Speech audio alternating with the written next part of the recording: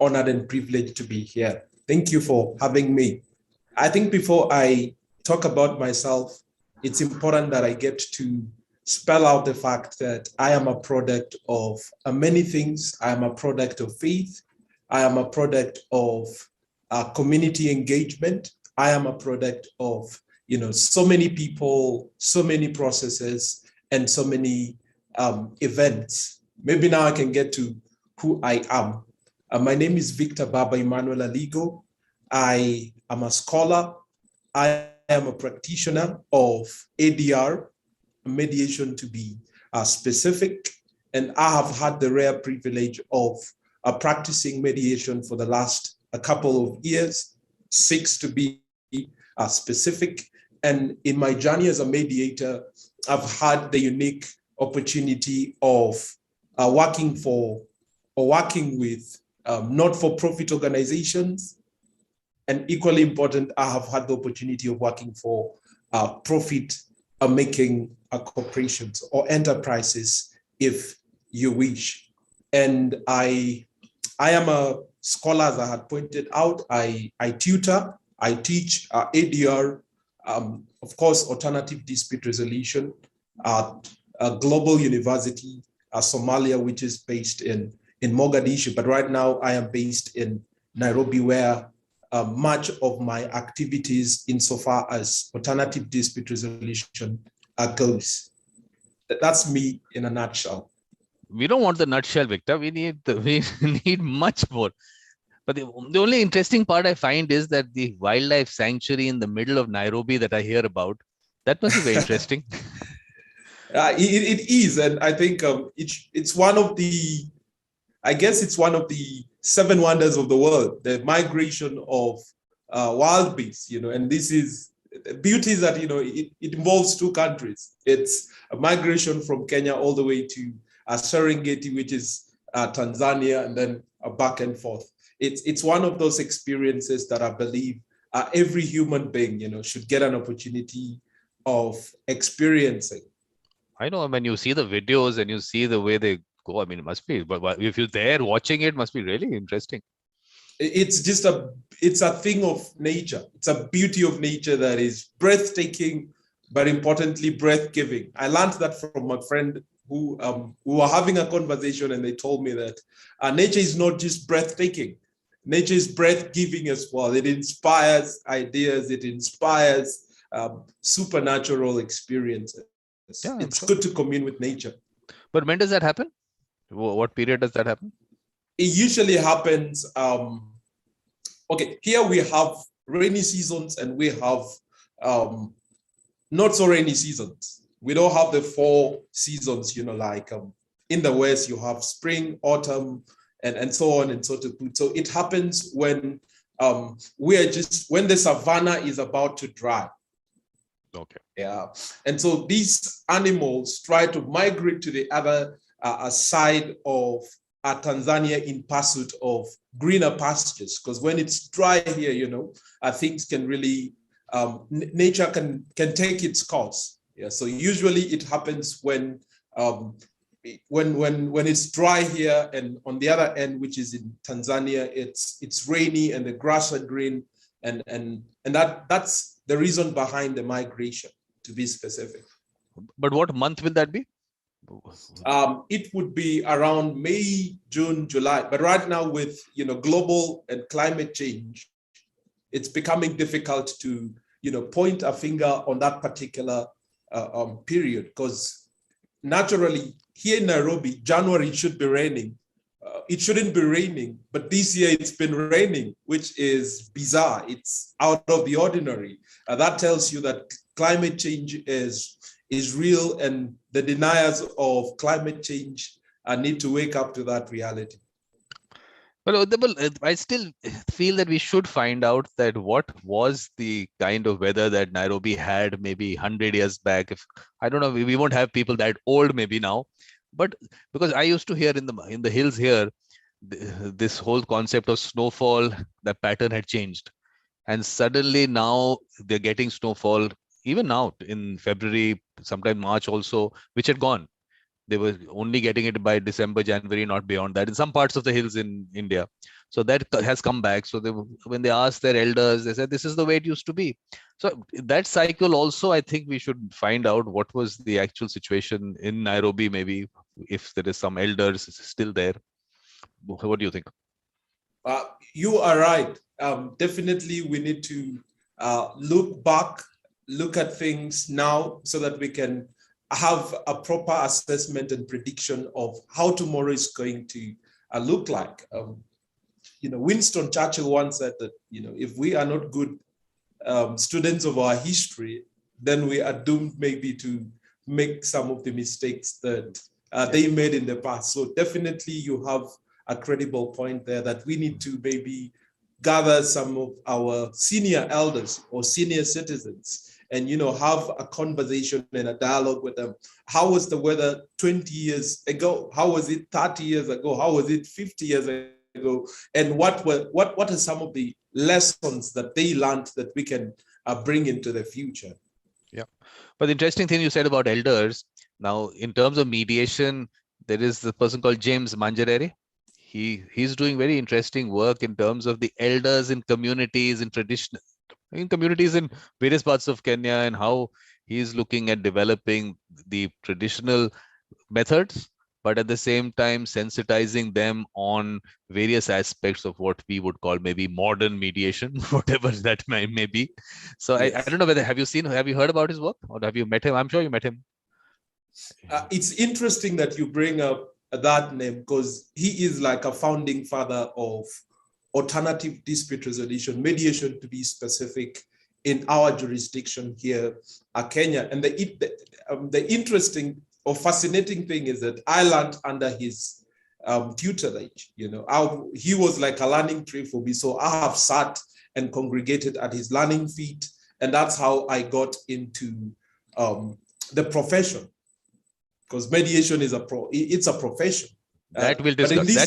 That we'll definitely discuss. This aspect needs to be discussed about whether it's a profession or not. We'll take that up. Sure.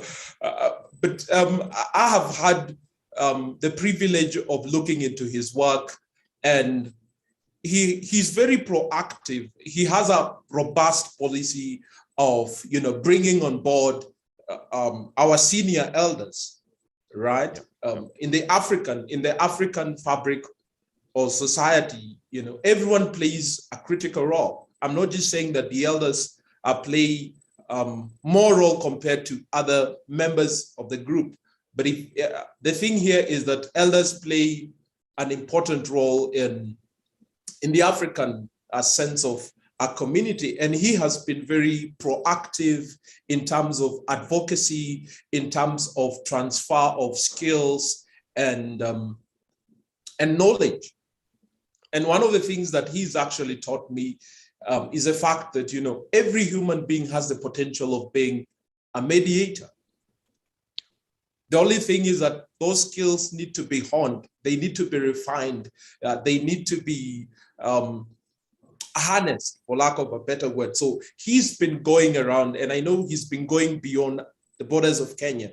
He's been doing trainings, of elders in the region. In Sudan, I know he's done a program there, in Tanzania. So he's been, like campaigning across Africa, just to appreciate the fact that some of these traditional mechanisms of dispute resolutions are actually mediation, only that there are few variations here and there.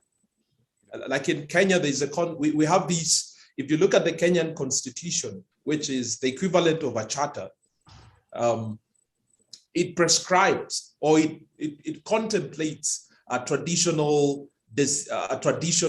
mechanisms or avenues of solving disputes. And to date, I can attest to the fact that they work. In some communities, they truly work. And I think the Constitution of Kenya does credible work in appreciating and in acknowledging some of these mechanisms, where you have elders come together and you have a dispute being solved. And some disputes would maybe include communal land disputes that range to marital disputes, family disputes, and so on, and so to speak. And that just goes to tell you that James Margaret does an incredible work insofar as mediation, but equally important insofar as traditional mechanisms of dispute resolution. Yeah, because in August and September, I'd organized a symposium, which there were about 100 speakers from about 40 plus countries. So he was there in that symposium, and I found it really interesting what he has spoken. If you get time, please watch it on my YouTube channel. You'll find that video. So I really felt that this is something that needs to go to various parts of the world, because traditional methods of dispute resolution, of collaborative dispute resolution, non-adversarial, let's whatever name we want to call it. The point is that it is mediation in some places. Some places it might not be really mediation. It still might be more about maybe telling them what to do, but still giving them a choice. Well, those are the aspects that I think, is kind of working on. That yes, that traditional part is there. These people are respected in society. People do go to them, but at the same time, they should also maybe not impose what their solution is. And the interesting thing was that the fact that women are not represented in those traditional societies in the mediation. And he was saying, as mediators also, that's an issue. So he's trying to sensitize them on that also. I don't know whether have you ever gone out and seen the work in any of the communities when he's gone there? Does that work? Different ethnic groups have different forms of dispute resolution. I have to I say that the mechanisms are not monolithic, because different ethnic groups subscribe to different values, to different ideals, and so on and so to speak. So ideally, it's different from one ethnic group to another ethnic group. But from what I know, the efficacy or effectiveness of this can be seen in the fact that usually when we are about to go into elections, our societies can be very polarized. And I have seen community leaders or elders, converge the community and sort of negotiate or mediate over disputes within the community. I'll pick for an example, one particular group in this nation, which is a Kushite group. Usually when it comes to elections, they have what they call negotiated democracy. You and I, being lawyers, can tell that democracy is all about competition. And at times, competitions come with excesses. And if these excesses are not accommodated, it can quickly escalate into a conflict that is beyond proportions. So I have seen the device of traditional dispute resolution come into play, where we have a community sitting down and negotiating that at the ballot process, we will have one particular person who is a product of consensus. And I believe that consensus is a byproduct of negotiation and mediation. And even to speak of this from a continental standpoint, the African Union has an institution called the club. It's almost a club, where you have elderly or elder statesmen are coming together by virtue of their experiences, by virtue of their wisdom, by virtue of their practice over the years. And this body, it's a panel. It's a panel of eminent persons. And if you critically examine these people, these are heads of states, former heads of states. These are international civil servants, and by international civil servants, I mean these are people who have worked for organizations like the United Nations, African Union, governments, and so on and so to speak. So this practice has been extrapolated to a continental level, where we have a panel of eminent persons. And these are people who are elderly in age. And if you look at the panel, there is representation of gender. And that's one thing that I have to give to African Union. So that goes to tell you that the practice works. I know it's an age-old ancient practice, but it works today. It works today. Yeah, I think the only thing I feel that to stay relevant, of course, I'm sure they're doing good work, but to stay relevant, I still feel that they need to, in some way, I mean, not just impose what they have, whatever their, maybe that's a viewpoint, but not to impose it. I think that is the little balance that I think they need to have, because otherwise people would maybe, if you impose something, whether people are going to actually accept it over time, or it'll be like, I feel that at some point of time people should be given a choice. I don't know how that works with these elders, but I think that part of it is a little missing in some places. I don't know what the situation there is. I definitely agree. That's a missing puzzle that always or frequently comes across, that at times people's choices might not be represented or appreciated. And if you look at the fabric of an outcome of a mediation process, ideally the outcome should be pegged or based on the choices of the disputants. And that plays an integral role insofar as implementing the decision. Because where choice is deprived, definitely you're going to have issues with implementation and enforcement of a decision that has been arrived at from a negotiation or mediation table. Definitely, that's an area that needs to be worked on. And I think that's what Margaret is trying to do. He's trying to advocate, for some of these practices, if mediation is to lead to its outcome. But only thing before we go, Victor, there's some interesting thing of that I'll talk about. But Leila Kamveru is saying, "Go, Victor! Very proud of you." So, thank you. She was my colleague in undergraduate school. So thank you, Leila. Shout outs to you as well.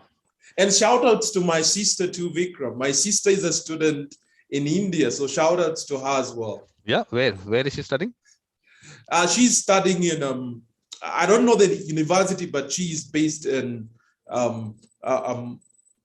she's based in where Mother Teresa used to be.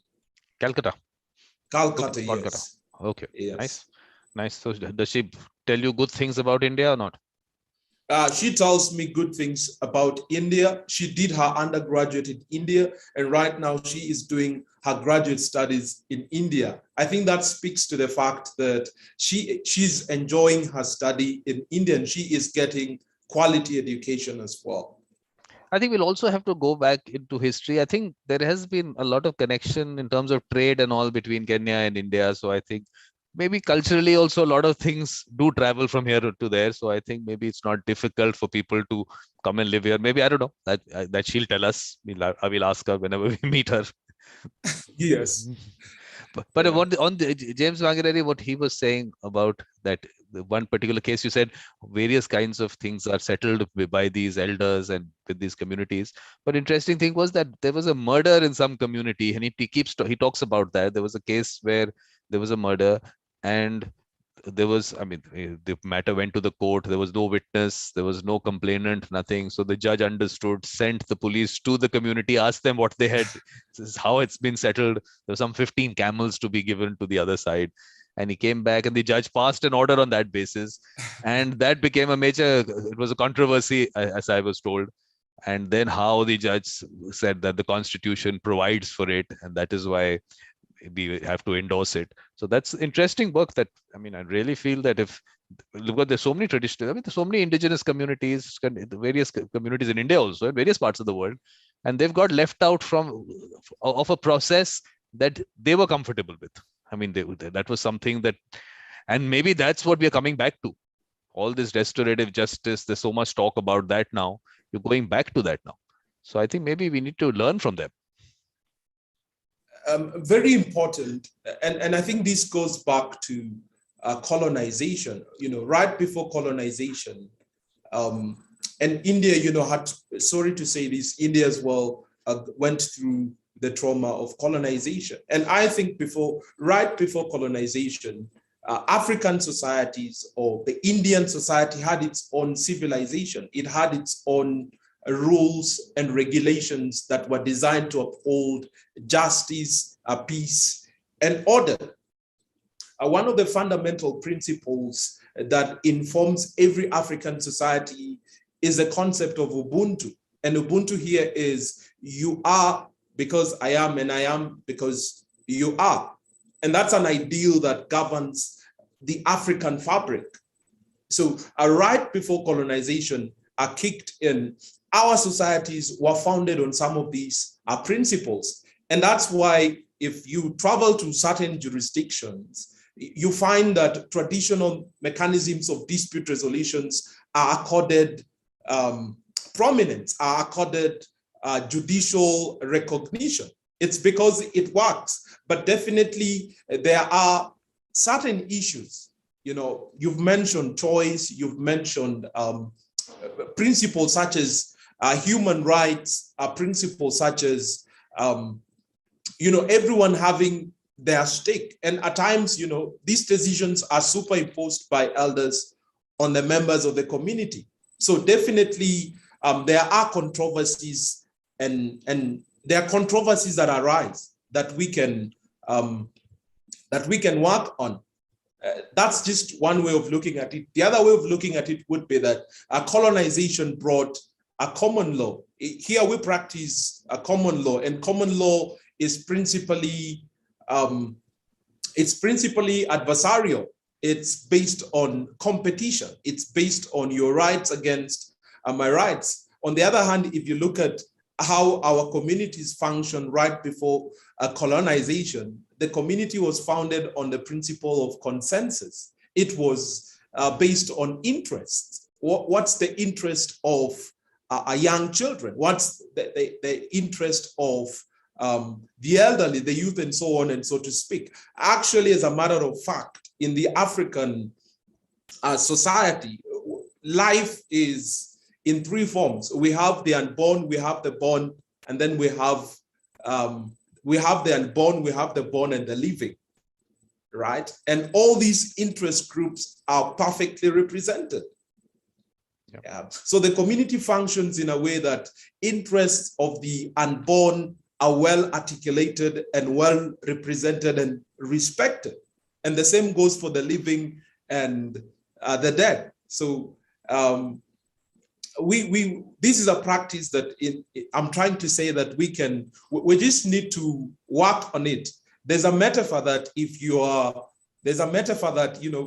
don't throw away the baby with the dirty water. Yep. Yeah. Yes. No, but I'm telling you this, in terms of colonization, I don't know whether you might not have gone through my website also. I've put out something called Vision 2026. So I put out various points, and I feel that colonization has been a major factor in terms of dispute resolution, which we have to undo a lot. So this is mediatorvikram.com.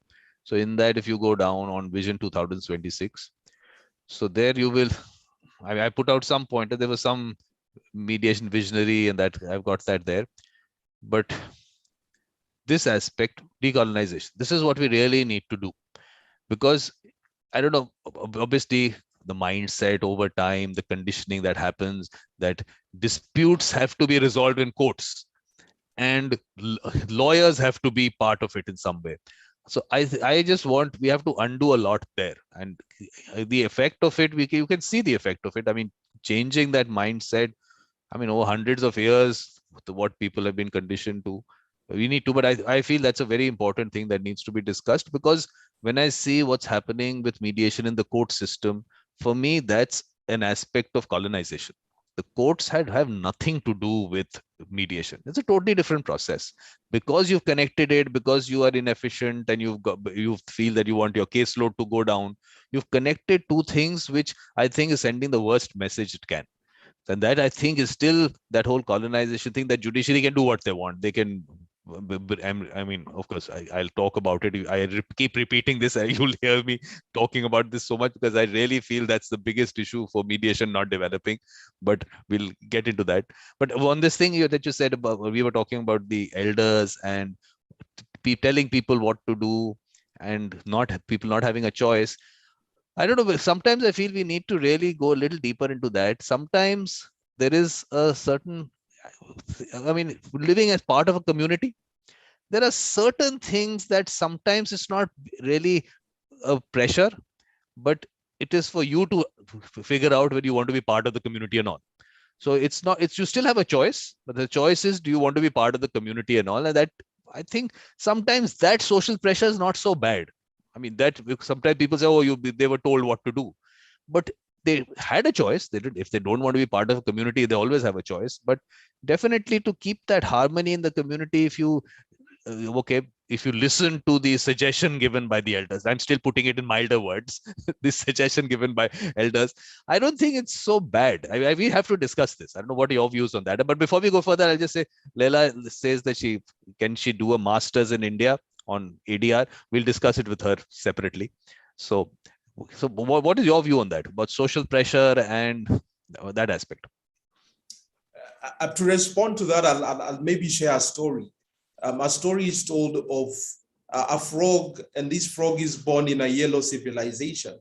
And in this society which this yellow frog has been born into, everything is yellow. Their mosques are yellow, their churches are yellow, their restaurants are yellow, everything is just yellow. Your parents are yellow, you go to yellow schools, and so on and so to put it. But one day, this one particular yellow frog wakes up and goes to the top of the mountain.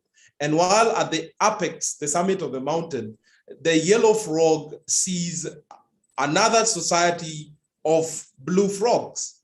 And in this blue frog kingdom, everything is blue. They eat blue food. They go to discos that are blue. They listen to blue music. So everything is about being blue. And so what this yellow frog does is that he walks down to the other side of the mountain where you have the blue frog kingdom. And while in this blue frog kingdom, he is integrated into the blue frog society. And over time, he learns how the blue frog kingdom thinks, how their approach to life, their outlook on how life should be and ought to be, and so on and so to speak. So one day, this yellow frog that was living in a blue frog kingdom decides to go back to his home. Remember, his home is one that is made of yellow frogs. So he comes back and he begins to tell the yellow frog structures of leadership that everything does not need to be blue. Yeah. The long and story of the short is that there is a place of conforming to traditions, to conforming to norms of the day. But generally, I think that there should be room for diversity. We can always accommodate other value systems. We can always accommodate other ethos and ethics into the very fabric of our societies. The long and short of this is to say that we can develop our traditional mechanisms of dispute resolution. The idea is to perfection. That's how I look at it. We can always perfect our old ways. No, I think that Kenya is doing a very good job on that. That's what I'm saying. When I hear what James Mangerere is doing, is Mangerere or Mangerere? He's Mangerere. Mangerere. Well, what work he's doing, I really feel that it needs to be taken everywhere, because this is really an issue. But what we have to actually first get into is your JAMS fellowship. How that came up, and that part of it is what should be something we need to first discuss. So how did that happen? Wow, it's quite a fascinating story in the sense that 6 years ago, along with a couple of friends, we were quite inexperienced in the practice of alternative dispute resolution, mediation to be specific. But nonetheless, we sat down and we told ourselves that we want to put up a firm whose core competence is mediation and arbitration. Now that is going against the grain in this part of the world, going against the grain in the sense that we have a society that sees litigation as a high-hanging fruit and mediation as a low-hanging fruit. So as we were in the process of putting up our farm or enterprise, my role was to do some research. So to design our unique selling point, I decided to do my research. And as I was doing our research and legwork, I stumbled upon an ADR practitioner from Rwanda, and her resume caught my eyes. And as I was going through her profile, I saw a JAMS Weinstein organization. So I decided, out of curiosity, it was out of curiosity, I decided, this is in 2018. That's in 2018. So I decided to look at their website, and I'm like, wow, these people have incredible programs. These people, they are trying to put up a community of scholars, practitioners, and lecturers or educationists, who are involved in ADR dispute resolution. So fast forward to 2019, that's when I gathered and summoned the strength to apply for the JAMS Weinstein fellowship program. Should be the tail end of 2019. So I put together my profile, supporting documents. I worked on my budget. Budgeting is one of the most critical components of putting up your application. And I'm sure, as Gidey mentioned a few weeks ago, it can really be a hectic process if you haven't traveled to the US before. So I put my application together and I sent it to JAMS Weinstein, Ellen to be specific. And in 2022, along with other incredible personalities, I was made a fellow. So that's how my story with JAMS Weinstein started or commenced. But what was the plan? Because they normally say that what work you want to do in your country and what you're studying for. So what was the work that you were going to do in Kenya? And why does it say Kenya and South Sudan? It says both places. That's because right now I'm based here. I'm based in Nairobi, Kenya, but my nationality is from South Sudan. And that's why in my profile, I have the rare privilege of representing both countries. I don't know whether it's been done before, but if you look at the JAMS Weinstein Fellowship, I seem to be having the repute of representing two countries at a go. So my application was premised on the fact that education has always been close and dear to my heart. My application was centered on, getting knowledge, acquiring knowledge. If you look at the American jurisdiction, ADR and mediation has been around for quite a long time. Whereas you come to this part of the world, sub-Saharan Africa to be specific, mediation is still at its infancy, if not embryonic phase, because to date, we still don't have statutes or legislations that govern the practice of mediation in this part of the world. So my application was inspired and motivated by the fact that I really wanted to go and learn, and learn from how Americans practice mediation and how we can bring it back to this part of the world. And by bringing to the part of this world, I don't mean, coming with knowledge and intellectual practice and superimposing here, because definitely there is local knowledge, there is indigenous practice insofar as mediation goes. So the idea is really to blend the two. It's an experience that I just wanted to pick from the other side of the coin. I know you know the concept of the side of the coin. It's always important to see the other side of the coin. So that's what motivated my application for the JAMS Weinstein program. I just wanted to get to see the other side of the coin. How is ADR practice in the United States? And how can we improve it here? How can we take it to the next level in sub-Saharan Africa? And definitely one of the things that I incorporated in my application was the fact that I really want to spread the gospel of mediation across Africa. Because I mean, this is something that you'll have to tell us, because obviously, which is a good thing that you're saying, they're not superimposing it. But today, if you want to look back and you say, look, these are things which obviously you learn from there. Okay, I mean, this is what they're doing there, but this doesn't work here. And whatever else, I mean, whatever thoughts that you got on that, how were you looking at it when you came back after you went through whatever you saw there? Actually, interesting enough, our applications coincided with COVID-19.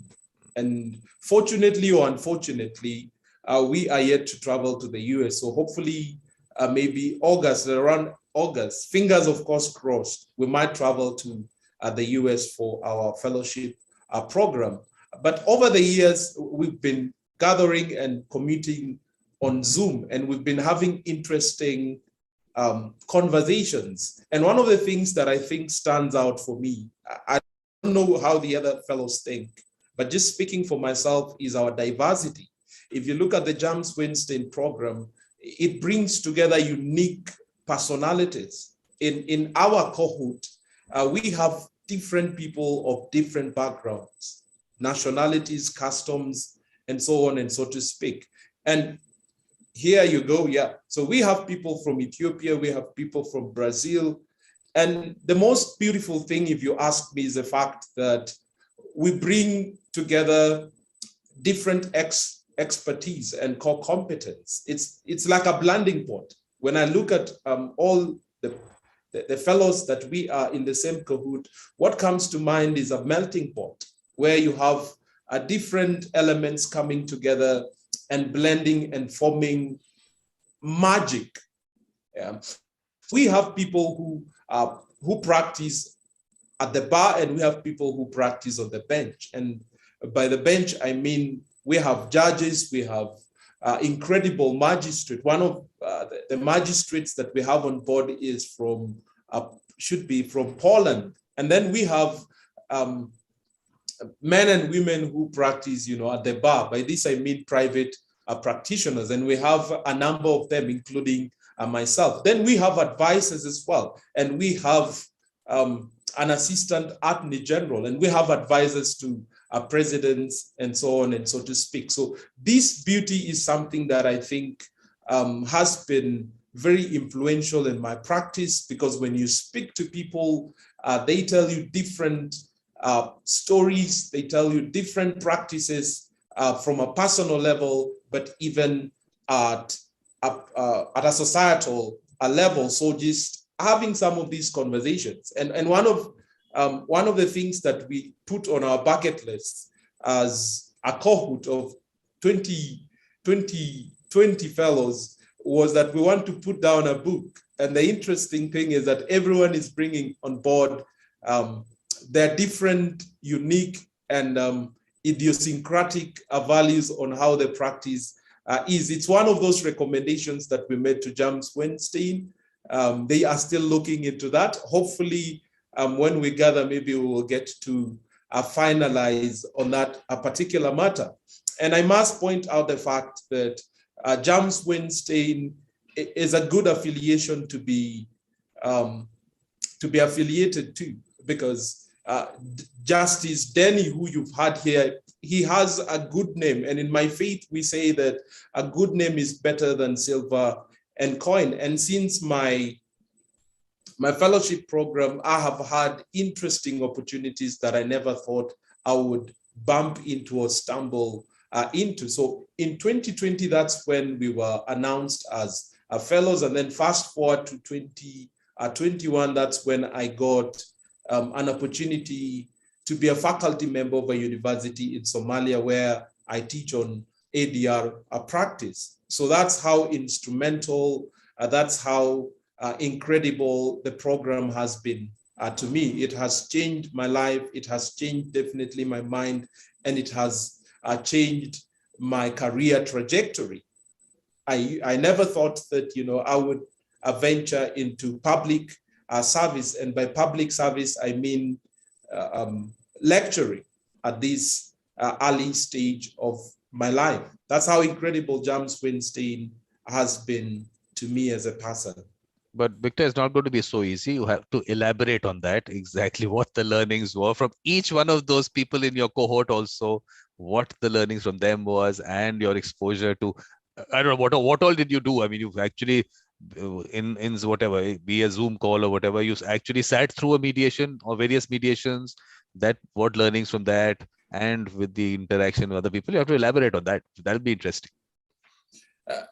Usually we would commune together over Zoom meetings, and we would have subject matter experts. We would have actually panelists. We've had a number of panelists. We've had the director of law program at Stanford coming. We've had Bruce Edwards, who runs the Bruce Edwards Academy on Mediation. They have been coming, and we've had interesting conversations and dialogues on how to groom yourself as a mediator, because mediation is fairly new to other parts of the world. So we've been going through, for instance, the psychology of mediation, which all too frequently is not taught in law school.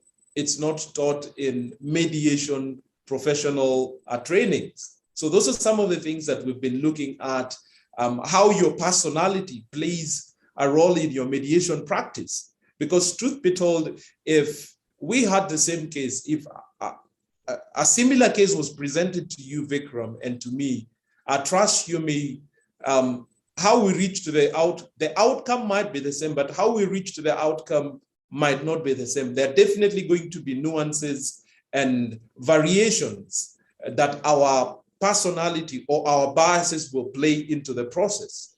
But that does not take away the fact that there's a procedure that guides how mediation should be done. So we've been looking into some of those issues. And for me personally, actually putting together a curriculum, I have had the opportunity of consulting with some of my cohort members who are senior, who are experienced, who've been lecturing, who've been developing content on ADR for quite some time. So that's one of the things that I think I have benefited out of, the ability to speak to some of these fellows at a personal level, where you get to compare your notes, where you get to exchange ideas, where you get to exchange content.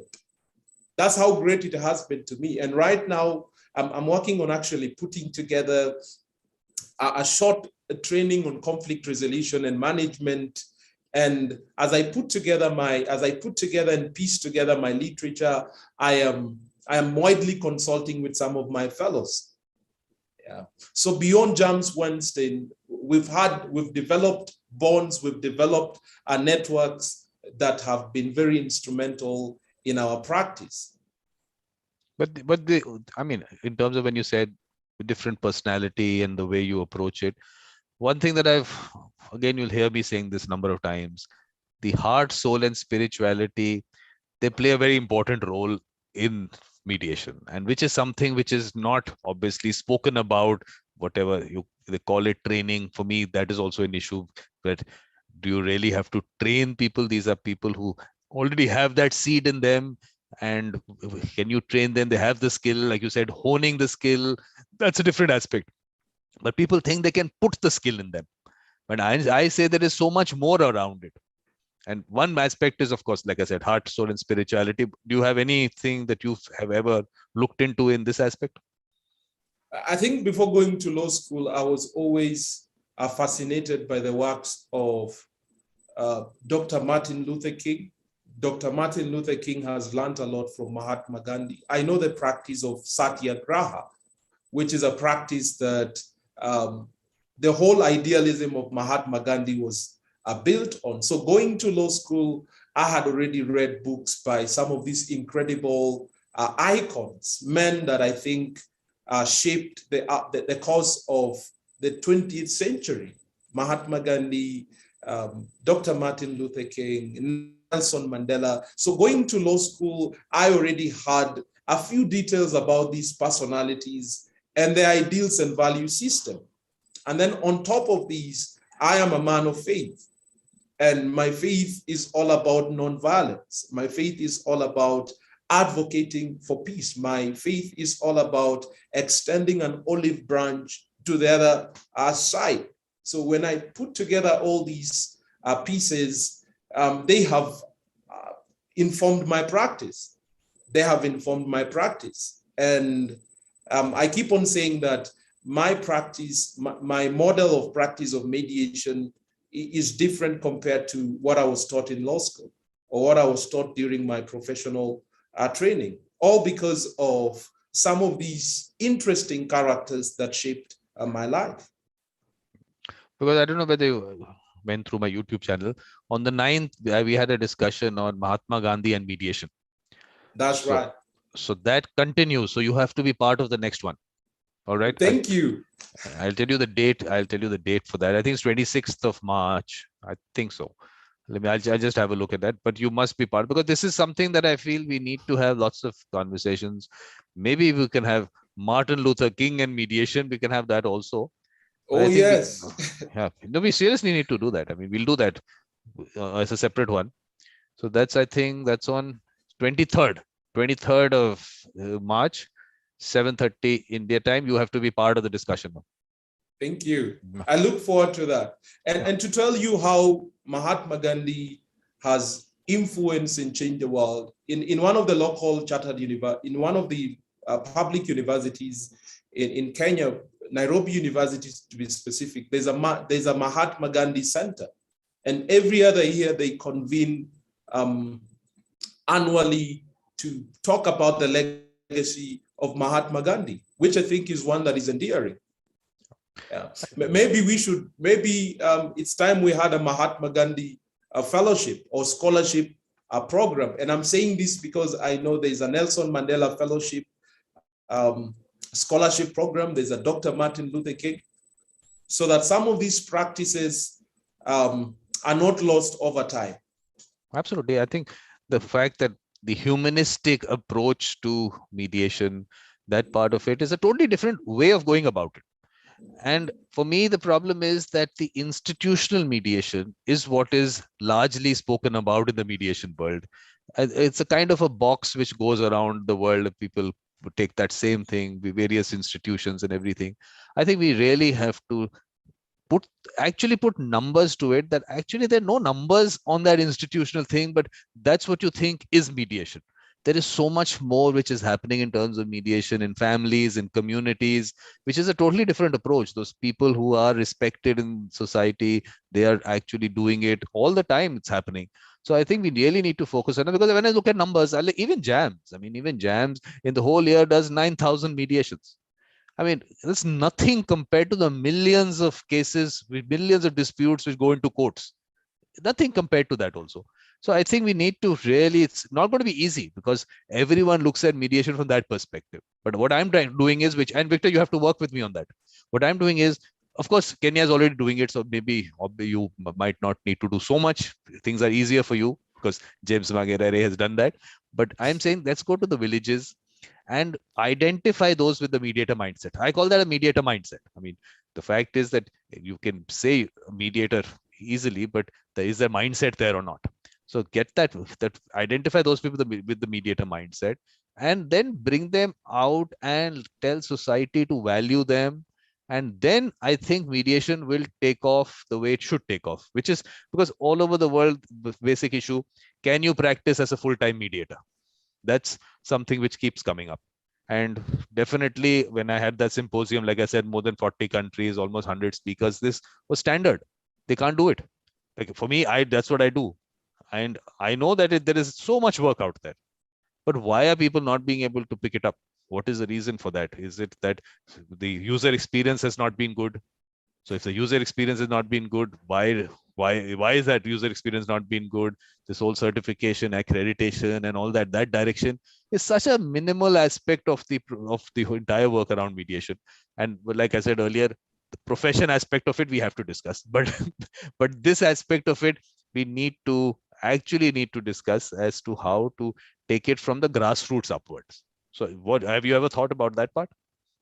At the initial stages of my practice, I started at a community level. And my approach and beneficiaries of my mediation practice at that point in time.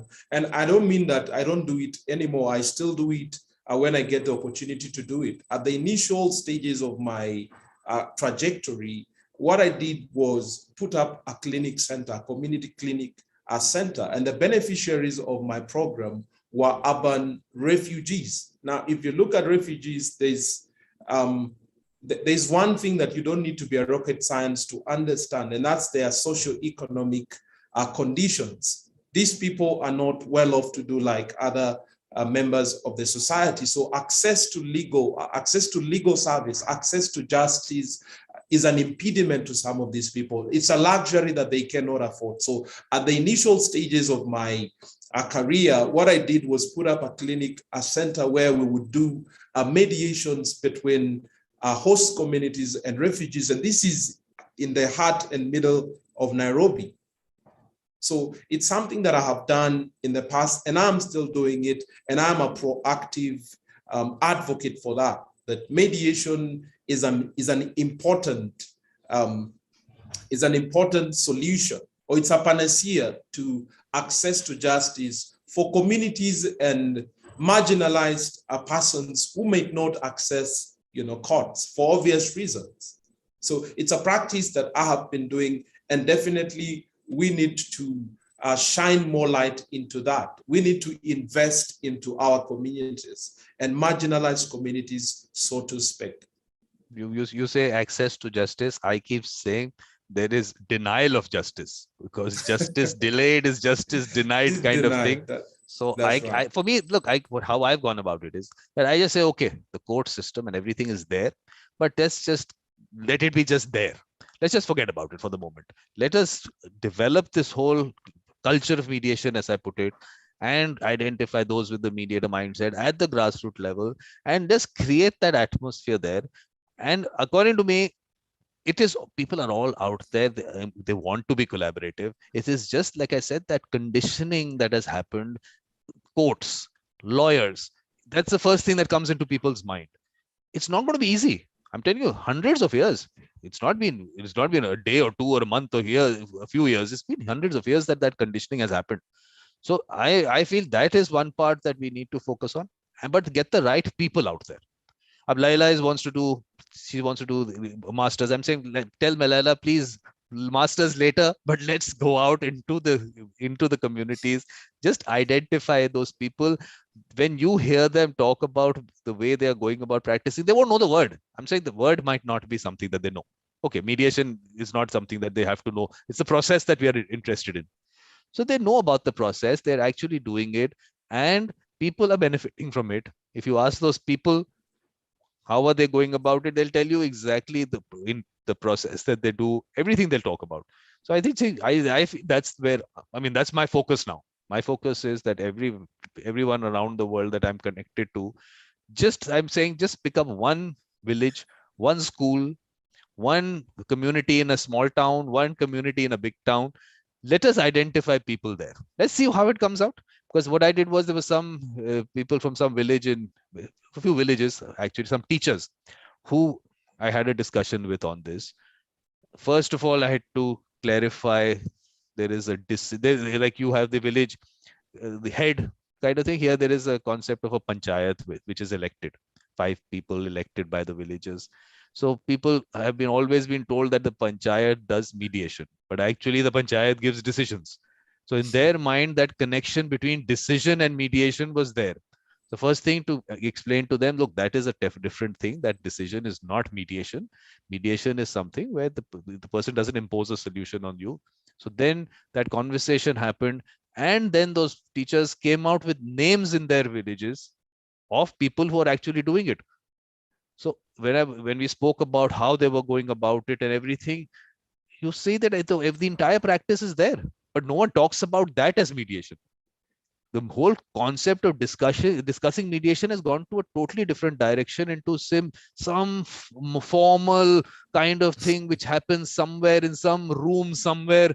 No, it doesn't have to be. It can happen anywhere. So like they were talking about this one particular individual, they just go to his house and he sits with them on the floor and they have this discussion there, and I mean, helps them settle their dispute. So these are the people we have to bring out. How they can do it as a full-time activity, because these people are the ones we need there out there full-time. Right? These are the people, but they are not valued. I was asking them, do you pay them anything? Or you give them anything? Yeah, he says, we give them love and affection. That's not good enough. These are the people we need. So I think for me, I think I've found the way I have to go about it, but you people have to help me, support me, work with me on this. Let's just try it. What is the harm? Because no harm can be done by going out and reaching out and identifying those people. Like I said, for you in Kenya is easier because that work has already happened to a great extent, a lot of work. Yes. But in South Sudan and other places, I don't know how much work has happened there. So please, what your view on that is, one thing you can tell me, and how we are going to work on this, please. Definitely, there's more work to be done. And if you speak to the average lawyer, he will tell you that mediation is a litigation only that you have, only that you have the disputants and the lawyer seated down. In courts, of course, you have the lawyer standing and the judge is seated down. So that's the mental picture that many lawyers have, that mediation is litigation only that you have the mediators are seated down and the disputants. But mediation, of course, is more than that. And as you put it, mediation is more than a commercial practice. It's an activity that needs to be out there in the world. And who better to take it out there than you and me? And myself coming into this, maybe I can promise to share my ideas, my experience, and purvey knowledge, because from my faith, we say that, the best solution is where you teach the fisherman how to fish, not to give him fish.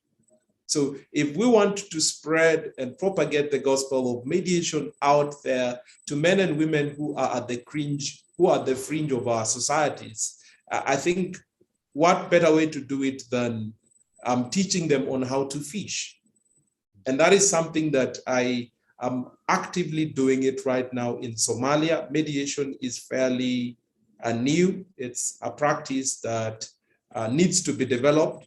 And by mediation, I mean the contemporary practice of mediation. Definitely, the Somalian society has its own traditional indigenous forms of dispute resolution. But one of the things that I'm trying to do is introduce an entrenched mediation practice. And I'm working with a fellow at the JAMS Weinstein. We are trying to put up a mediation lab in one of the universities in Somalia as a pilot study. And maybe 2 years or 3 years down the line, who knows, maybe we can take it to South Sudan. We can maybe bring it here in Kenya. We can take it elsewhere. So the idea here is to invest more into education and quality education. I think we can't have the conversation on taking mediation to the ends of the world without education, because education has to be the specific purpose vehicle. It's going to be the medium, because our goal here is to teach more fishermen, not to give fishermen fish. That's how I look at it. But what kind of education are you looking at? How are you looking at it? I blend, like I told you, I don't just impose what I know or what I have gathered elsewhere. What I try as much as possible to do is blend, what do we have locally? One of the conversations that right now we are having as a continent is on decolonization. What avenues can we use to decolonize information, decolonize knowledge, decolonize some of these practices? And the best way to do it is through localism. And by localism, I mean adopting indigenous practices and knowledge, because these are practices that have stood the test of time. So for me, what I'm doing right now is I look at different literatures, local literatures, as well as, for lack of a better word, foreign literatures, and put them together and try to tailor make something that is right for my students. Because when I approach my class, my approach has always been, at the end of the day, I want you to be a better human being. If you are married, I want you to be a better husband. If you are a father, I want you to be a better father to your daughter or to your son. I want you to be a better law-abiding citizen. That's how I curate my classes. And before I get to have my class, usually that's part and parcel of my housekeeping. That you're not just here to acquire skill, but you're here to acquire fundamental values that will change your life and will change your family and your society. So that's my approach. I usually blend together. And in my blending, I try as much as possible to curate and tailor make and design a course that is relevant to my students. Because I think that part of it about the value system, I mean, that value system that I'm not saying this got lost, but I think people have not maybe valued the value system that has been there, and they've started valuing different things maybe. So bringing them back to that, yes, definitely. But for me, of course, that's one part of it, wanting people to be good human beings as one part. But in terms of mediation itself, like I was saying, that the process and the mediator, that heart, soul, and spirituality, the value system, the humanistic approach, which we were discussing as part of that Mahatma Gandhi and mediation aspect of it, we need more conversations on that, and from various parts of the world, and how, like, that's why I keep saying that we have to go out, and the people who are already practicing it, which is happening in communities, are all there. When people talk about how those people go about it and their experience with the process, we'll really get to know that that humanistic approach is a very important aspect of that part, which again, I don't want that to get lost with this box of mediation which has been sold to the world. And that box of mediation is being sold, according to me, only for one purpose: let us train, certify, accredited them. That's it. And that is where money has been made all over the world. Actual mediation, developing mediation. Otherwise, I even say, keep tell people that dig a little deeper in the US. What is the situation there? 100 million cases are being filed in the courts every year. And you say mediation has been there for 40, 45 years. That means it hasn't percolated down to society. You are not using it as your first option. I am saying that that has to be your first option, should be. So if it hasn't happened, that means there is some fundamental way that maybe the practice is not happening properly. The right people are not practicing it. Whatever the reason, we have to dig deeper. That symposium was about that. The topic of the symposium was mediation in our culture and traditions. So, I mean, a lot of aspects of this, and every session I was talking about this with the speaker on this part for various parts of the world. So I felt that that was one area where we need to, right now, I don't think, like you said, some parts of the world, say in Africa also, mediation hasn't, as that technical thing, that word hasn't spread.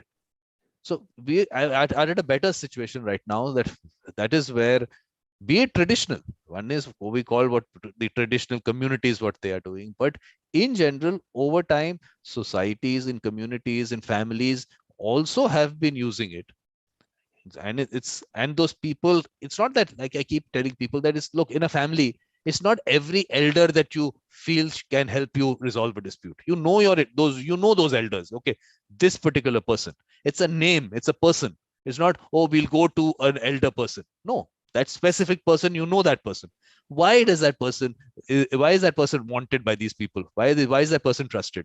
All those basic things about you, whatever basic qualities of a mediator that you talk about in training, if you ask these people, they tell you all that. Yes, this person has this.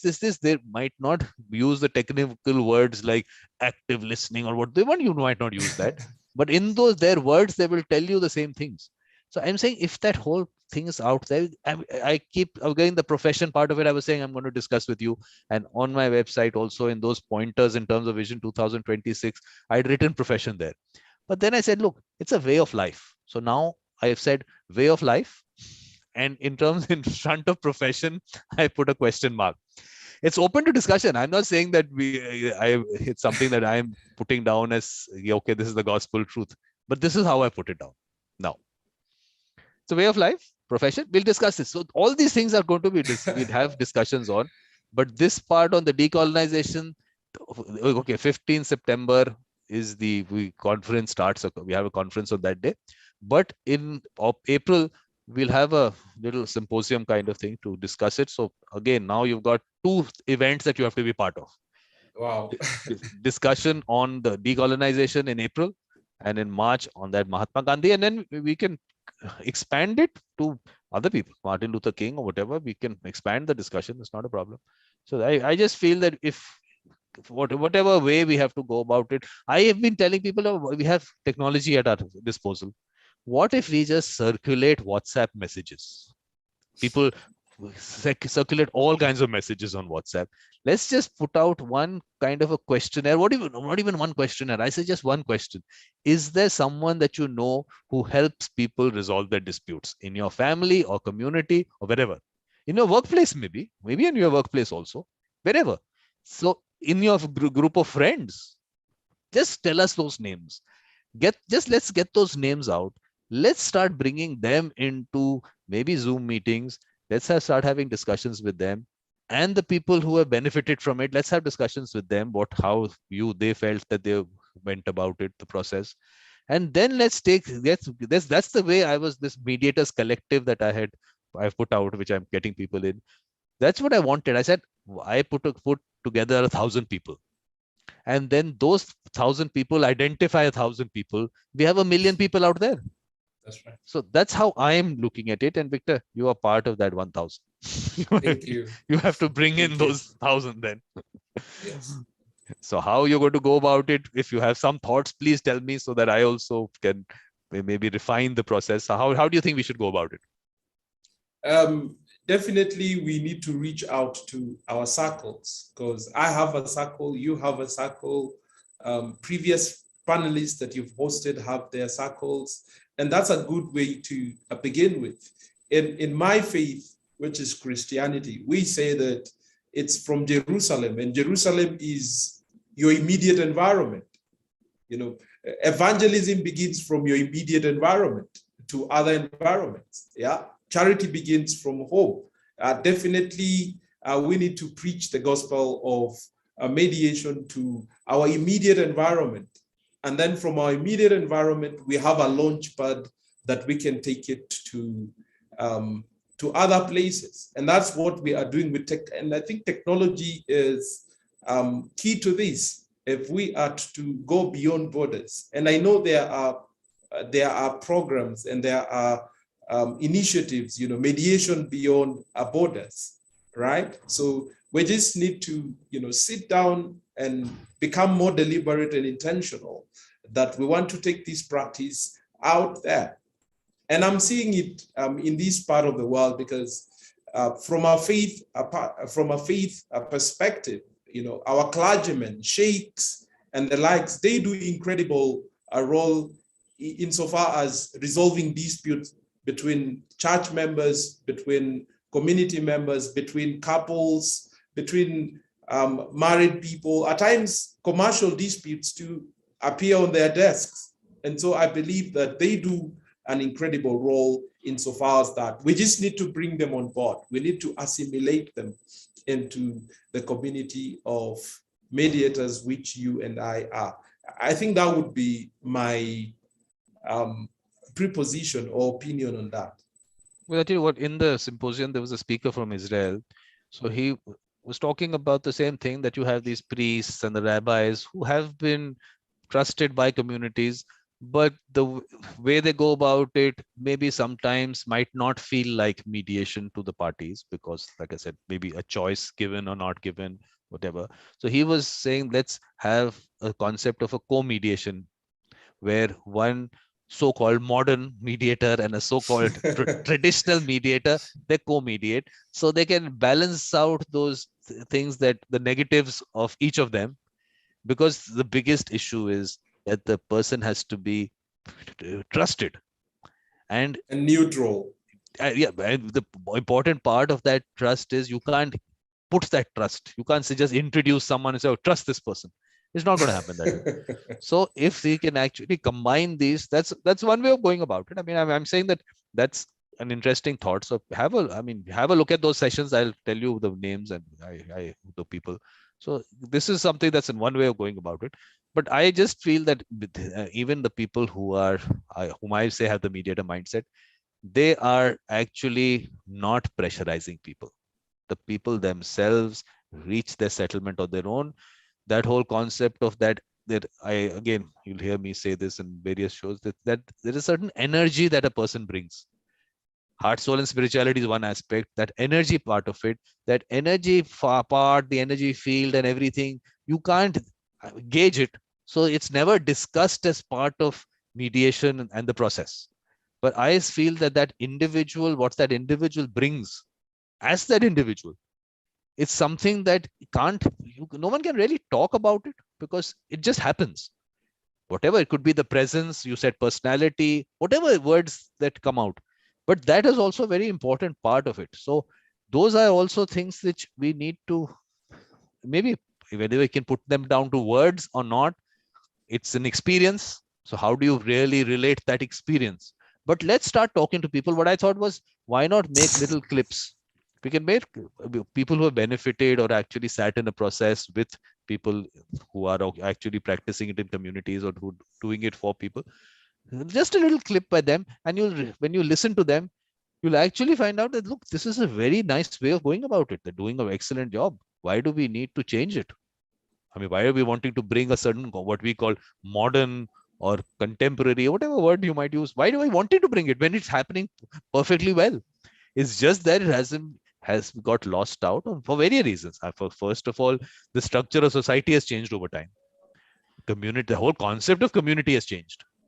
That part of it. Urbanization has made a difference there. So even families within families, that whole concept of nuclear families developing. I also tell people that, look, earlier you had these elders, people went to them, they helped you resolve the dispute. Today, the way the society has got structured, those people are not there. That is why a third party has to come in from outside. Actually, we are not required as third parties coming in. You already had those people.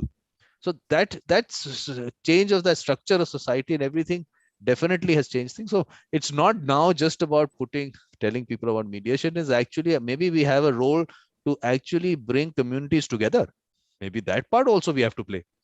The whole concept of putting the society in a structure where collaborative aspect of various things, not just dispute resolution, just living together, those things. So that role of mediators, I think, because Ken Cloak had put down some 10 points, which you'll find on my website. You'll find on, there's a section called Celebrating Ken Cloak. So he had put down that role of mediators. So that we have an important role to play, but I keep saying that once the person's stomach is full, only then can you expect them to do other things. Here, mediation is not giving them that kind of a, as a full-time mediator, they can't practice. How do you expect them to really do other things? So that part we need to also discuss. But at this point of time, because you are frozen, as I see it, maybe up till then, I'll just go through whatever is happening in February in a part of my events.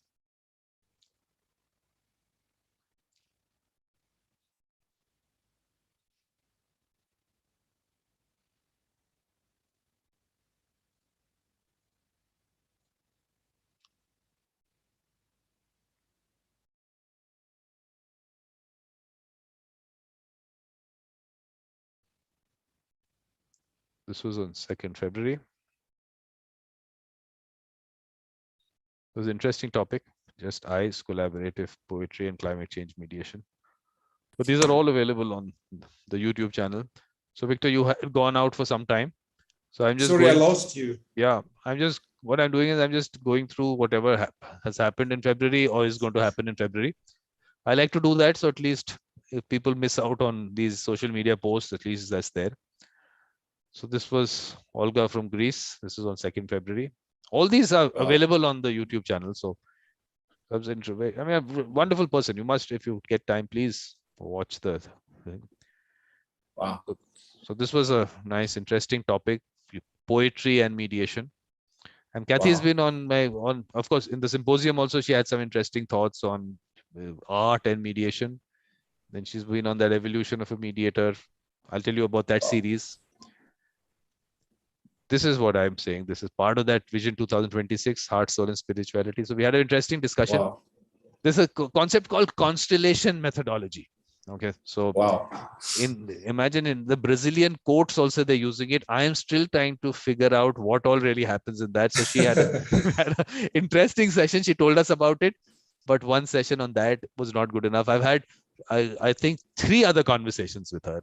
Very interesting person. You must watch these. She's also JAMS fellow. So Oh, okay, so then we had Constantia. She's in Brazil, and Constantia is the person I keep talking about. She in the symposium said, "In my lifetime, I want to see that I can practice as a full-time mediator." I said, wow. "She is my target. That can we have Constantia practicing as a full-time mediator? I'll be Wow. able to develop develop mediation that much." This was that discussion. Mahatma Gandhi, and then this was on Saturday. So of course, a large part in Russian. So we had one person, another person from Russia, another person from Kazakhstan who were helping in the translation. So nice conversation. And I was a then, part of the conversation. yeah, I was a part of the conversation because I was watching not bad. You didn't put a on comment. Saturday. Yeah, I you put a comment later. You put a comment later. Yeah. I saw that. yes. Yeah. So what was it? A nice conversation? What did you think? Was the conversation nice or not? It was interesting, very stimulating, and I think you do a great job in terms of putting your panelists, to work in terms of their mind, which is very important. And a mindset plays a critical role in mediation as well. So I just want to say that I'm enjoying every piece of this conversation. Good. Thank you. Yes. Then Eleni comes in on Wednesday. I said, so Oh, this series, Mediator Experiences, was mediators telling us about the memorable experiences. Then this wow. JAMS fellow, Migle, who's part of your cohort, she was on my show in Conversation with the Beautiful Mind. So that is when Wow. she told me about the fellowship. So it was just, Interesting. so she just mentioned it in that. She said, I'm a fellow. Okay, she spoke about that. Then I saw this post on the fellowship. I said, this is interesting. And I looked at the names there. I said, I know so many of these people, and let's bring them in and let's talk about their experience. So now Mediator Experiences for some time up till I cover the JAMS fellows is only going to be for JAMS fellows. Then we'll move out Wow. to other memorable experiences. Wow. So this is that In Conversation with a Beautiful Mind. So concept behind In Conversation with the Beautiful Mind was that there was a legal head whom I knew, and I was telling him about mediation and why don't you try mediation. He said, look, I've heard about mediation, but I don't know who a mediator is. Now that you have spoken to me, now I can put a face to a mediator. So I said, let's put out mediators. I'm saying they're special people. And of course, you have to be choosy, selective, whom you over time have spoken to. But let's put them out. They're wonderful people. Let's have these conversations. So this In Conversation with a Beautiful Mind series started. And it's been nice. It's been very enjoyable. So this is part of the Vision 2022. One I showed you that vision, that heart, soul, and spirituality, and then there'll be decolonization and all that. This is Mediation Visionaries. So he's a very senior mediator in the US. Again, a wonderful Wow. person. So he's been part of my evolution of a mediator also, and a lecture series I had. But he's known for reflective practice. So he's written a book on reflective practice. So I've had one separate series that I started. We've only done actually one episode of that. It's called Mediator Reflects. So he had some people, he's made these groups all over the world for reflective practice, and then they discuss about their mediations and whatever they want to part of that. So he actually brought in from his Irish group, those people came in, and then exactly how they go about in a meeting of theirs, they did that. For him, that was a new thing because this has always been closed groups. But for the first time, this was recorded and put out on YouTube. So now he's started looking at that. He's doing that in other places.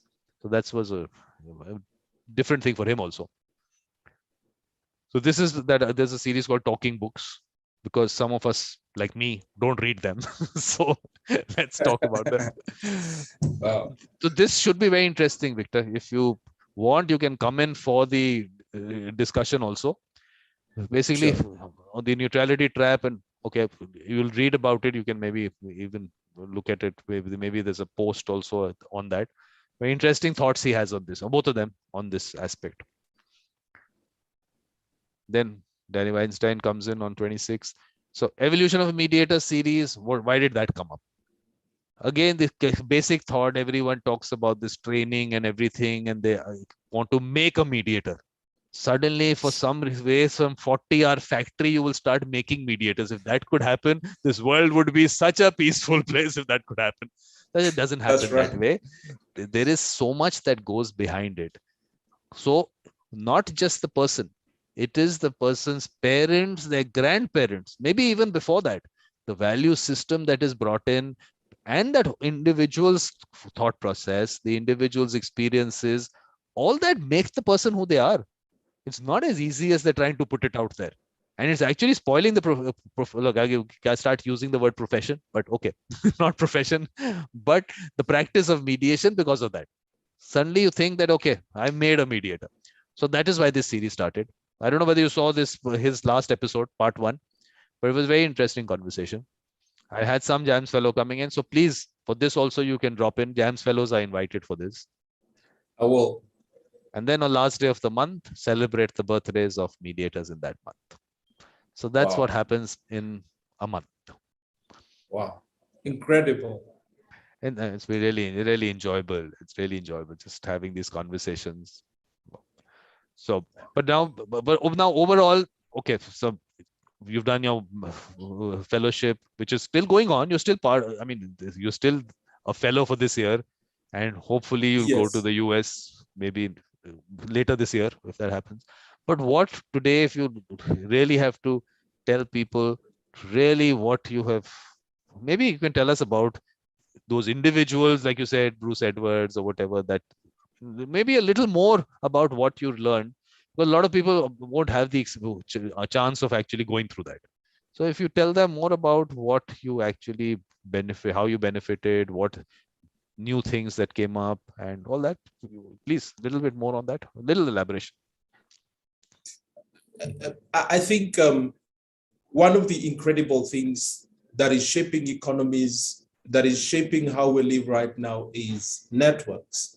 The fact that we are having this meeting going on is an attestation of networking. So as a fellow, one of the incredible things that I think about the fellowship is the fact that it gives you a rare opportunity to network with individuals that you never thought existed. I mean, I never thought that Miguel, there was a person like Miguel. I never thought that she existed. I never thought that there was a person like Agide who existed. And so from that angle itself, there's so much that you get to learn from a networking perspective.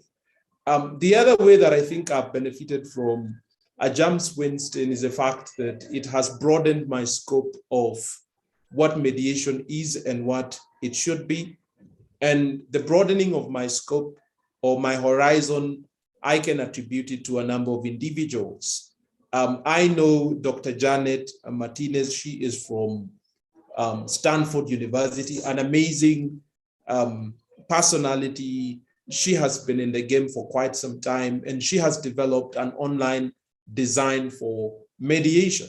So she is somebody definitely to look out for, and she has authored a number of books on the art and practice of mediation. And just having a conversation and sitting and learning from her feet, I think for me has been a blessing in numerous ways. The greatest blessing is when somebody can put an idea into your practice. And right now, as I try to put together training literatures, I always go back to her work, because her work it's groundbreaking, if you ask me, because she incorporates. Yeah, you can. Yeah, this was just to tell us more about that. It'll be interesting. Yeah, her work is groundbreaking in the sense that she takes an approach to mediation where you, as an individual, you can develop your own structure for mediation. Because in law schools, we have a generic structure on how to approach, on how to strategize when it comes to mediation. But with her work, she has a sequential steps that every human being can use. So it's user friendly in terms of that. She has put out a book on that, developing a structure for your mediation. And the interesting thing is that she is a proactive advocate of marrying technology and mediation. And if there's one thing that COVID-19 has brought to the surface, it's the fact that technology is good. The fact that we're having this conversation again embodies the importance and significance of technology. So she has put together a literature on how to marry together technology and mediation. And she has done it across the board. Her work is not just confined to the United States. Her work has been implemented in places like Asia. And when I speak of Asia, I mean China. She has her people that have learned from her all over the world. And hopefully, once I'm in the US, I'll get to learn from her feet, because she is a wealth. She is, I would say that she is a matriarch when it comes to issues on mediation. That's a person that I've learned so much from. Of course, Judge Danny, we haven't had a one-on-one conversation, but definitely in the future, we might be having a one-on-one conversation. And I'm really looking forward to download from his reserve and wealth of experience and knowledge and intellectual prowess on mediation. And then, of course, we have the fellows, which I pointed out that we have these side WhatsApp talks where we're always keeping tabs, is trying to know how are things in Ethiopia, how is the situation in Maldives, because we are a broad array of fellows from different parts of the world. And at times, we get into conversations that are not necessarily related to our discipline or to our profession. And that's a blessing. The fact that you always have somebody to reach out when you have issues that you might need a third-party opinion. So these people have become a family. JAMS Weinstein actually is a family. And in this family, we have senior fellows and we have junior fellows. Because Lilith had come for that, for the evolution of a mediator, that with Judge Weinstein. So she was there. And of course, Bigle has been part of that in conversation and in the symposium, and she's been around. And in Mediator Experience also, she's a big part. So it's interesting thoughts, but you have to elaborate more. I'm trying to make you elaborate more about what these people, if say from the people in your cohort, what is it that, because look, a lot of people don't have that chance of dealing with people from other parts of the world and what thoughts they have. So that's why I've been trying to make you elaborate on that, so that people can actually pick up what you've had the chance of experiencing. Let them get a chance to maybe just get to know whatever you can, as much elaboration as you can. I think one of the things that is forthcoming is the fact that these people are extremely busy, but despite all that, they still create, time to listen to other people. Lilith, and shout out to Lilith. Lilith, she is a presidential advisor, and that comes with its own hustle and bustle.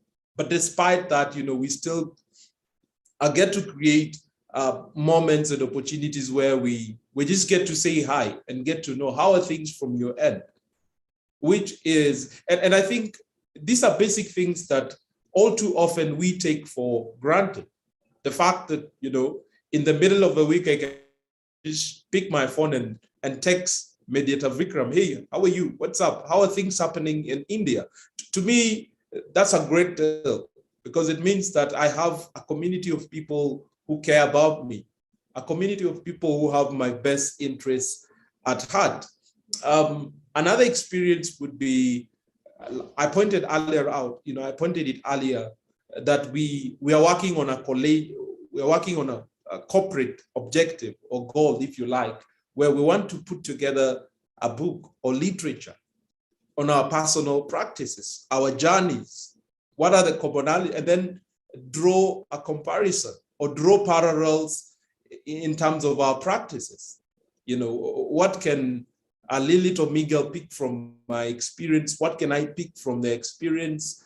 So to that, I think that's a good experience that I won't trade for anything. And then definitely, there's where we try as much as possible to work on projects. Like right now, name withheld, I'm trying to work with a fellow on putting up an interesting program. We want to put up a mediation lab in one of the universities in Somalia, and I think I mentioned that. So that's a project that is in the pipeline. It's still at its infancy stage, but we are really looking forward to that, and how we can pick up from there, because we want to take it to other places as well, and to other people. But the thing, that work that I'm doing is trying to bring people from all over the world for them to share their views and being available for whatever, as a resource person or generally as just connecting with each other, which is what I've been able to do. So right now you have, say, someone from Judge Halim from Bangladesh. He's also a JAMS fellow. So he's there listening to you, and he likes what you're saying. Then there was this Marzana from Poland. She was part of the symposium. She's not a JAMS fellow. She's part of the symposium. She's listening to you. Of course, now OG Kev has tuned in. A friend of yours, I'm sure. OG Kev? Yes. Okay, so he's tuned in. He wants to say hi. Shout outs to him. And Leila says that this has been a very informative session. So that's nice. Good. People find it useful. The only thing is that I like these conversations, so they go on for quite some time. Maybe people don't have the patience to listen to the whole thing. I don't know. A lot of people say, look, you should have shorter videos on YouTube. I said, look, I enjoy these conversations. So, I mean, I'm not going to cut short a conversation only because it should be a shorter conversation. No. Okay, so Isaac from Ghana has also joined. So you can see he's also coming. I showed you that what's happening in February. So he's also coming on that. So interesting people all over the world, and just connecting with each other. I think that's what you need to do. But for specifically for all of the people in your cohort, anything specific that you want to tell us about it? Because I haven't been able to get all of them. I will get them all at some stage, but right now everyone has not come in. So anything that you want to tell us specifically about the work that is happening in Kyrgyzstan, maybe? Oh, Gide was there. Of course, Gide has been part of the Mediator experience. So Gide, Migle, and you have been there. Lilith, I don't know whether you've been in touch with her, but she's had a bit of a sciatica issue, maybe by sitting too much or whatever. So that's why her episode has not been recorded yet. But anything that you want to tell us about what's happening in Kyrgyzstan? What does Natalia tell you about Kyrgyzstan? Apart from these people being very resourceful, I can tell you that they're very approachable, and they have an amazing sense of hospitality. So when you reach out to them, I'm sure you're going to find that out. From Kazakhstan, if you look at Natalie's line of work, she is more into state-to-state mediation. So that's one thing that she has been very proactive on. She's always wanting to know more on state-to-state mediation, and so to speak. And I think that comes across because of her portfolio. She is an advisor to the president, and so it's important. It's in her line of duties, for lack of a better word. But definitely, and she's a professor as well. So that's a towering figure. She's an intellectual towering figure that I think we can all learn one or two things from. Yeah. So I'm really looking forward to when you have her on the show. Yeah. And of course, every other fellow too. Okay. So why I was asking you about what basics about what these people are doing, because I just feel that, like you said, various parts of the world, people doing different things. So a little short kind of a thing, what's happening in Lebanon. How do you pronounce Hikam or Hikam? How do you pronounce this? Hicham Kantar. Hicham. So what is happening in Lebanon in terms of mediation? Hicham has a background on the bench. He's been a judge for quite some time. And from a mediation perspective, he is trying to, take the practice of mediation to parts of Lebanon to remote parts of Lebanon where mediation is a luxury. So he is very instrumental in that. And I must say that he is very knowledgeable because he's schooled in the US. So I'm really looking forward to the kind of work that he is doing. But definitely his work is embedded into community engagement. And that's the diversity I'm talking about. Yeah. Some of these people look things from a state-to-state perspective. Some of us are looking at things from a community perspective. And when you put together all these elements or variables, you have an amazing team at the end of the day. Which is what I also keep telling people is that mediation is like the situation with the blind man and the elephant.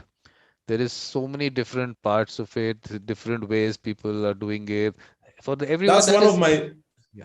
That's one of my amazing metaphors that I like to use in ordinary conversation. You have 5 individuals, you blindfold them, you have an elephant, and you tell them to touch every part of the elephant. I was just saying that to support what you're saying.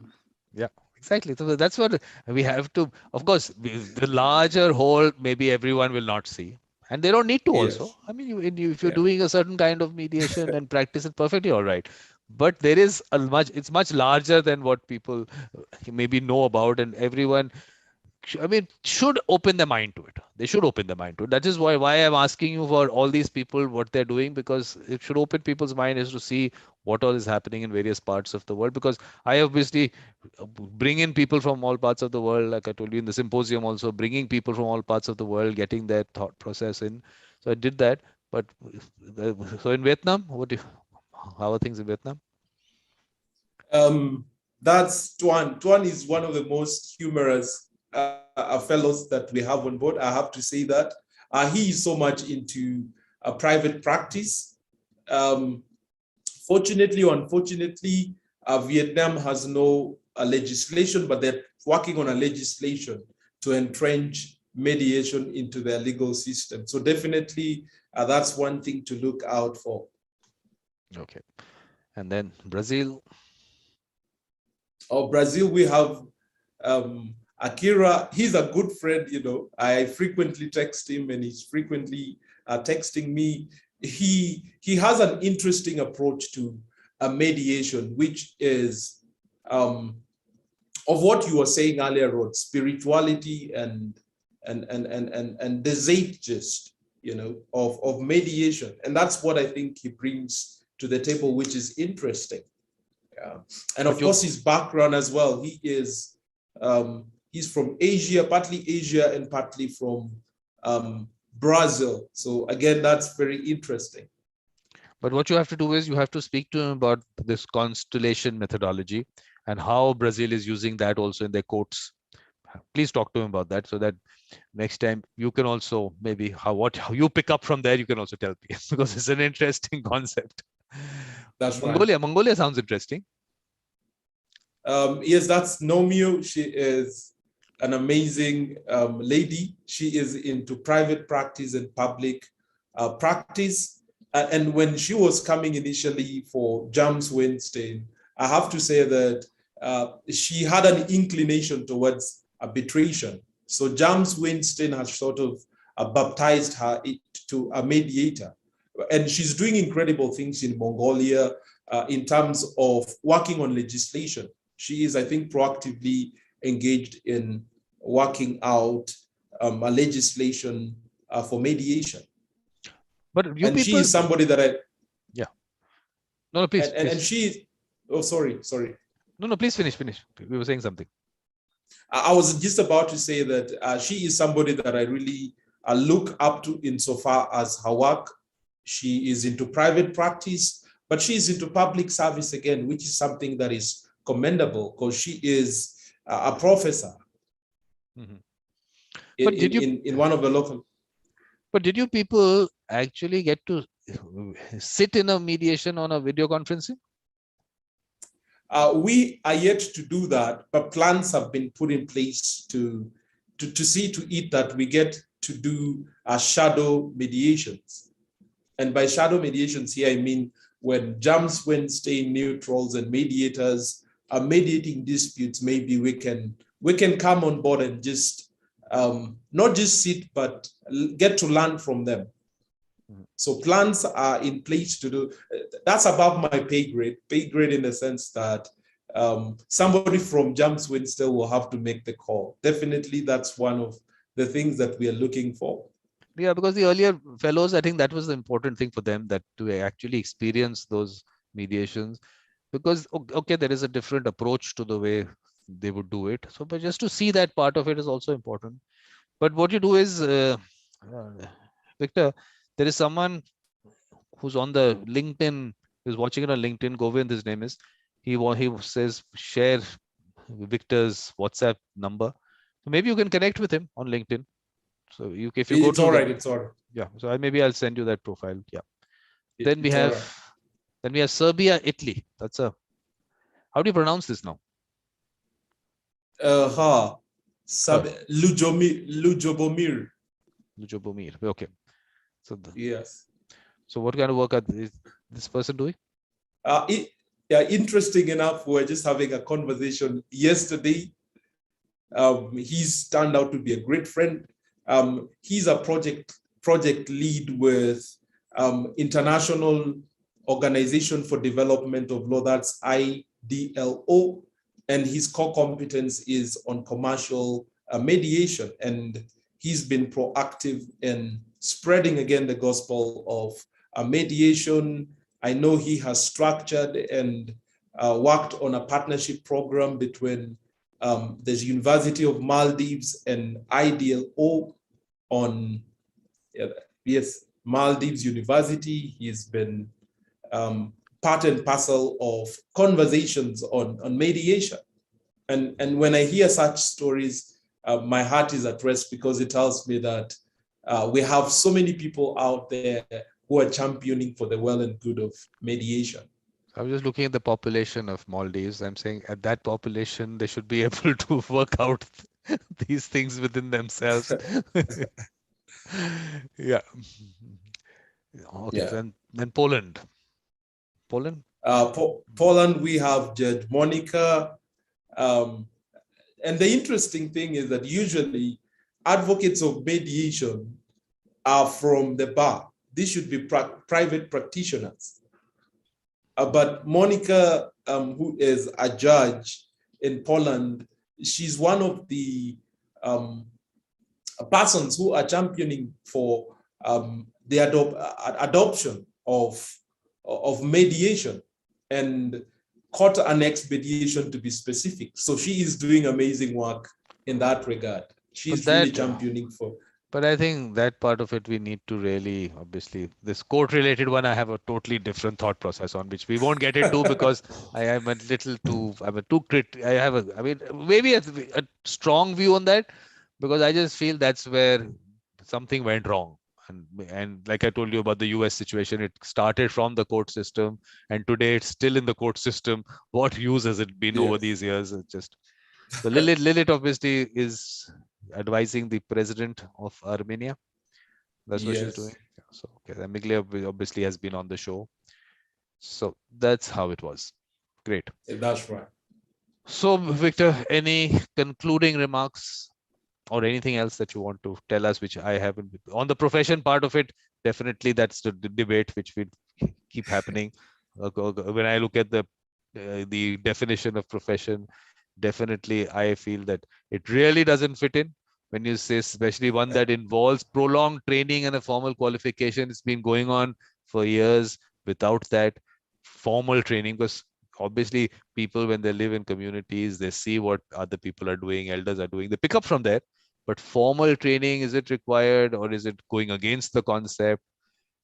These things and qualification, for me, it's an issue. I mean, these things that some countries in terms of legislation try to put it, I still feel that's again a colonization thing. Why should you limit people's choices?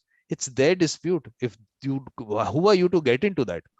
They know it's not, I mean, it's people watching a movie on television will ask 10 people about it? Or are you just going to pick up a mediator and you go to the road and pick up a mediator? No, they're going to find out, they're going to sit in it, and they're not bound by it. They can walk out at any point of time. So I don't know why this whole thing has been created around it. So that's my viewpoint. So Victor, some concluding remarks, mediation for the world, other larger things, please tell us. From the bottom of my heart, I wish to say thank you for the opportunity to be here, and more importantly, for the conversation that we have just had. I feel the conversation has been very enlightening. It has been very resourceful, productive, and definitely constructive. And from a mediation perspective, I think we are in a good place. The practice of mediation is in a good place. We just need to reach out to more mediators. People with a mediator mindset. You have to identify them. Yes. Oh, yes. Yes. Okay. Yeah. No, it's been wonderful talking to you. I mean, there is so much. And I'm saying that you have to be involved in these activities that I'm doing, these events that I do, shows that I do. You have to be part of that. Of course, you have to take out time for it, because this is the way we're going to reach out to people. And then after that you'll have your YouTube channel, you'll be doing your shows, you'll be doing your conversations. The whole idea was that let's all do this. We'll reach out to people, yes, and we'll bring out the right people, and then we'll take them with us. It'll be interesting. So sure. Thank you very much, Victor. Namaste. Very nice talking to you. And at this stage, what I'll do is I'll stop the recording and the